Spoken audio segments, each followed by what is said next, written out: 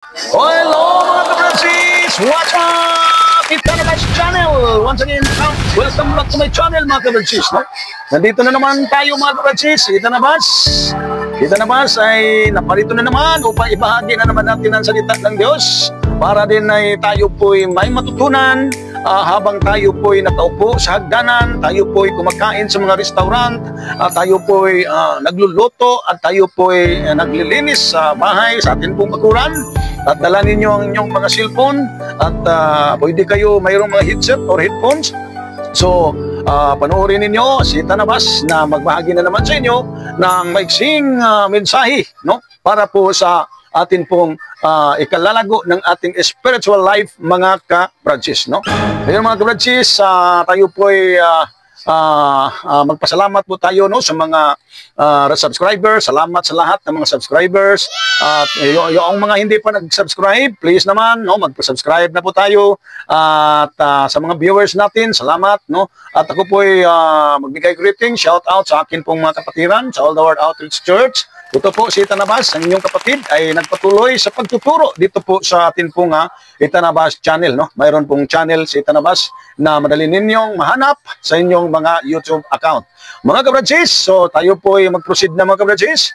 Noong nakalipas na video mga ka-Francis, noong nakalipas natin na vlog, no, na pag-usapan natin ang patungkol po kay Cornelio mga ka-Francis, na kung saan ay natutunan po natin na ito pong si Cornelio ay hindi po nagsilbi, wala pong bisa yung ginagawa niyang kabutihan, yung napakabuti niyang tao dahil siya po ay nagbibigay ng tulong sa mga pulubi, sa mga dukha.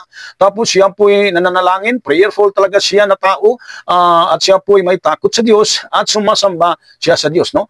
Yun ang credential ng isang Captain Italian hukbong Romano mga ka-Francis na si Cornelio po mga ka-Francis, no? Dito po mga ka-Francis sa salita ng Diyos sa atin pong binabasa noong isang video sa Acts chapter 11 verse 13 to 14 na pinayuhan ng anghel si Cornelio na ipasundo si Simon na tinatawag Pedro, no? Dahil si Pedro ay mayroong sasabihin, mayroong salita na sasabihin doon po Cornelio na ikaliligtas ni Cornelio at saka sa kanyang sambahayan. Yon ang sabi sa verse 14 sa Acts 11:14. Yon ang atin pong katanungan dito para hindi po tayo malilito at hindi po tayo confused, no, sa atin pong pangaral dito dahil maiksi lang talaga ang ginagawa nating video para naman ay hindi ba i-scroll lang ang atin pong vlog, ang atin pong mga upload video mga ka-Francis, kaya pinaiksian lang po natin. Sabi po mga ka-Francis dito po sa verse 14, ang payo ng isang anghel doon po kay Cornelio na ipasundo dahil mayroon pong salitang sasabihin si Pedro na ikaliligtas ni Cornelio at sa kanyang sambayan. Ang tanong dito mga ka-Francis, anong klase o ano ba ang sasabihin ni Pedro para maligtas si Cornelio at sa kanyang pamilya? Ano ba ang sasabihin ni Pedro? Mayroon daw sasabihin si Pedro na ikaliligtas ni Cornelio at sa kanyang sambahayan. Dito po mga ka-Francis, at hindi po magkulang ang atin pong pagtuturo. Ang sagot ng katanungan ito mga ka-Francis, dito po mga ka-Francis, ang salitang sasabihin ni Pedro na ikaliligtas pati ang kanyang pamilya, ikaliligtas niya at sa kanyang pamilya, ito pa pala mga ka-Francis, ang salitang sasabihin ni Pedro, patungkol po ito ni Jesus Christ. Dito po mga ka-Francis, tayo lang po skip lang po tayo ilang mga chapters at dito po napaliwanag ng maayos ni Apostol Pablo, no? Sabi po ni Pablo mga ka-Francis, isang case na naman ito na nangangailangan ng kaligtasan. Sabi po ni Pablo sa Acts chapter 16 verse 30, inilabas niya ang mga ito at sinabi, mga Ginoo, ano po ang dapat kong gawin upang ako'y maligtas? Ito po ang katanungan ng isang yung isang bantay ng kulungan. Kumbaga siya po'y jail guard, mga ka-Francis, no? Ito pong isang jail guard, bantay bilangguan, ang nakita niya sila si Pablo at sa kasama niyang si Silas Ang zombie po ng isang bantay bilangguan, bantay kulungan, ang zombie ng isang warden, mga senyores or Ginoo, ano bang dapat kong gawin upang ako'y maligtas? Ito po ang tanong ng isang warden.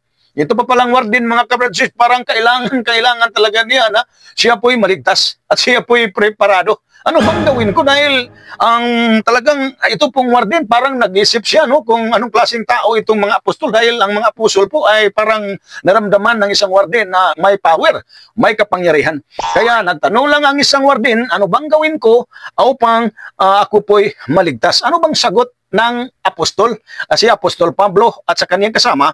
Ano bang ang sagot? Ang sagot ni Pablo, sumagot sila, sumampalataya ka sa Panginoong Jesus at maligtas ka, ikaw at ang iyong sambahayan. Yun ang sagot ni Apostol Pablo, mga kabradsis, doon po sa isang warden. Walang pagkakaiba sa case doon po kay Cornelio. Ito pong warden, mga kabradsis, ito po'y tinatawag na Gentile din, pareho sila ni Cornelio, no? Italianhon si Cornelio, no? Tapos walang pagkakaiba sa case na kumbaga ito lang ang warden, parang nagtanong lang kung ano talagang gagawin upang siya po'y maligtas.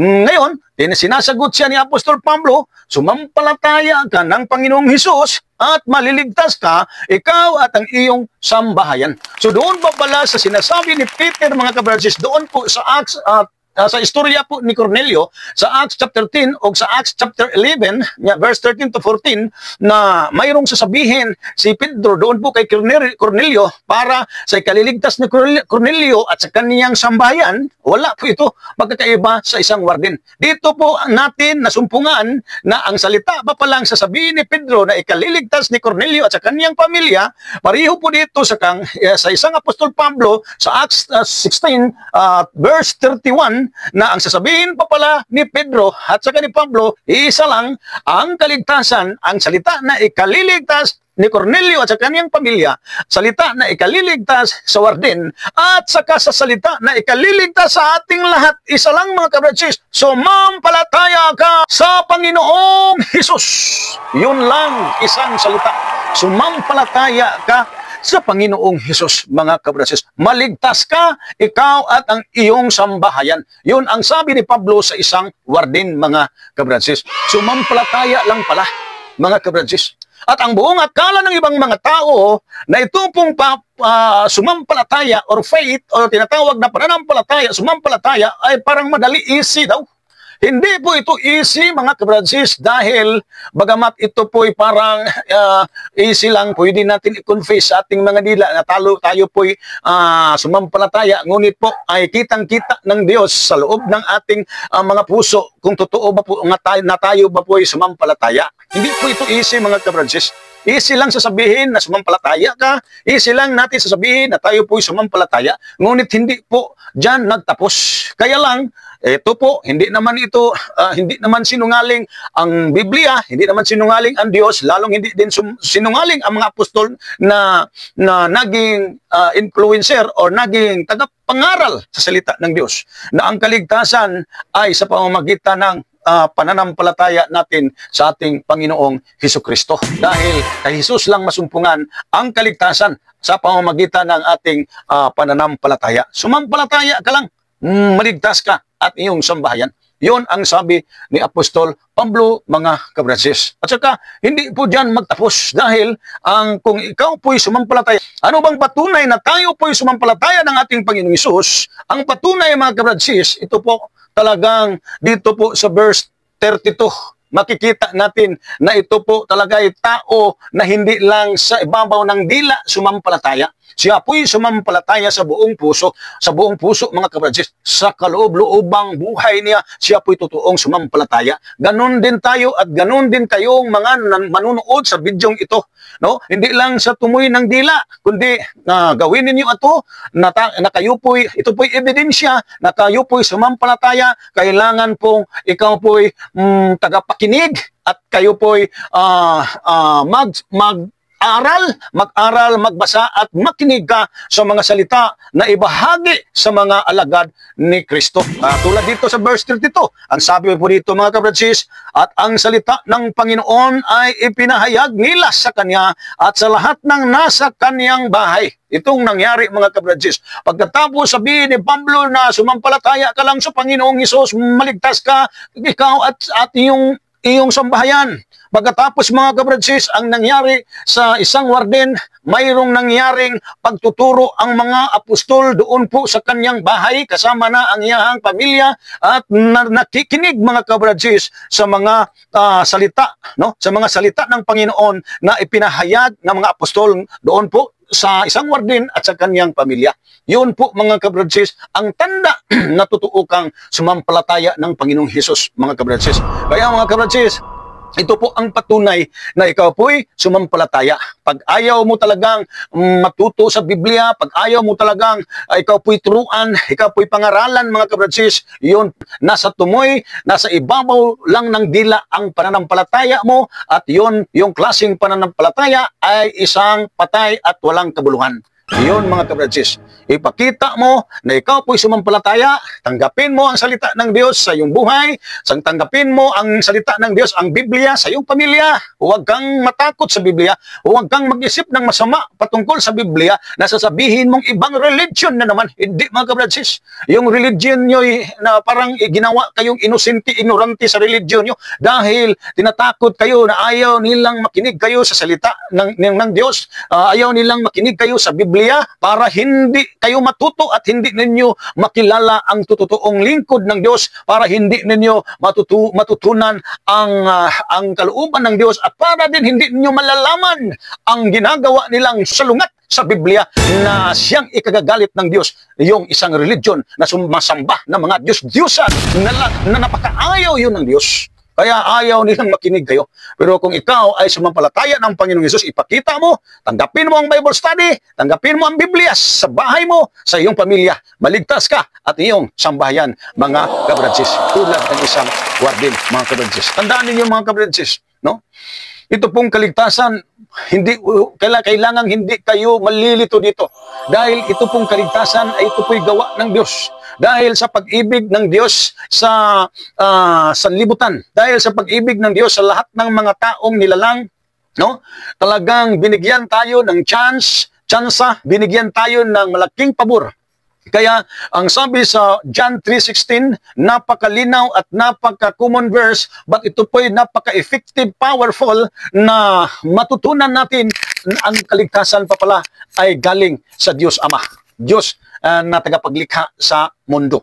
Sa John 3:16, for God so loved the world, and He gave His only begotten Son, and whoever believeth in Him should not perish, but have an everlasting life. Yun ang sabi sa John 3:16. Mga kabradsis, sa Gospel of Christ, na dahil po sa pag-ibig, dahil mahal ng Diyos ang sanlibutan, dahil mahal ng Diyos ang mundo, ang mga tao, patungkol ito po yung address sa mga addressing to the people, mga kabradsis, na dahil mahal niya ang mga tao, ay ipinadala niya ang kaniyang mahal bugtong na anak na Jesu Kristo, na kung ang lahat po'y sumampalataya, ang lahat po'y mananalig kay Jesus, ay magkaroon ng eternal life, or magkaroon ng everlasting life, mga kabradsis. Kaya mga kabradsis, ito po'y napakahalagang pakinggan dahil gawa ng Diyos po ito, no? Binigay niya ang kanyang anak. Kaya pagbigay ng kanyang anak, ang obligasyon ng kanyang anak, ang misyon ng kanyang anak, na siya po'y magiging victory to the cross, na siya po'y i-crucify